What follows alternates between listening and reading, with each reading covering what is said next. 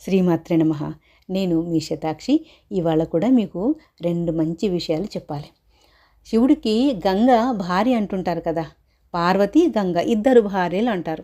నిజానికి ఇద్దరు భార్యలు కారండి, ఒక్కరే పార్వతమ్మ, ఒక్కరే భార్య.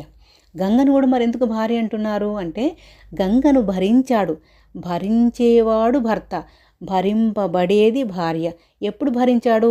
ఆకాశం నుంచి దూకేటప్పుడు గంగను తన జటాజూటంలో బంధించాడు, భరించాడు కాబట్టి భర్త మీనింగ్లో చెప్పారు.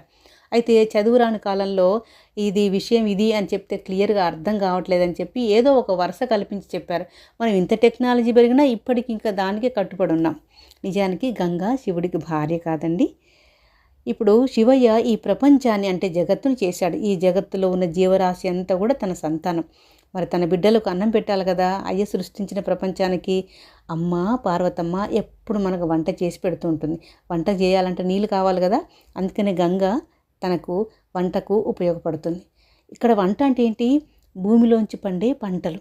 ఈ పంటలు వండాలంటే నీళ్ళు కావాలి కదా. అందుకని ఆమెను భార్య అన్నారు. భర్త చేసే ప్రతి పనిలో భార్య తోడుంటాలి కదా. అందుకని ఆ దృష్టితో భార్య అని చెప్పారు. తర్వాత వినాయకునికి బుద్ధి సిద్ధి ఇద్దరు భార్యలని చెప్పారు కదా. ఎంతసేపు మనం భార్యలు భార్యలు భార్యలు అంటే తప్ప అర్థం కావట్లేదని ఇక అట్లాగే చెప్పారు పెద్దవాళ్ళు. నిజానికి వినాయకుని పూజిస్తే ఎంతటి బుద్ధిహీనునికైనా బుద్ధి కలుగుతుంది. బుద్ధి అంటే తెలివి కలిగిన తర్వాత ఆటోమేటిక్గా ఉద్యోగం కోసము జీవితం కోసం ప్రయత్నాలు చేస్తాడు కదా. తను చేసిన ప్రయత్నాలన్నీ కూడా ఫలిస్తాయి కదా. అదే సిద్ధి అంటే వినాయకుని పూజిస్తే ప్రతి ఒక్కరూ బుద్ధిమంతులు అవుతారు. అందుకే మనం ఖచ్చితంగా వినాయక చవితి చేయాలి, వినాయకుని పూజించాలి. బుద్ధి సిద్ధి అనేవి మన యొక్క తెలివితనము, మనకు కలగబోయే సిద్ధి అంటే ఉద్యోగ ప్రాప్తి, జీవన ప్రాప్తి అని అర్థం. శ్రీమాత్రే నమః.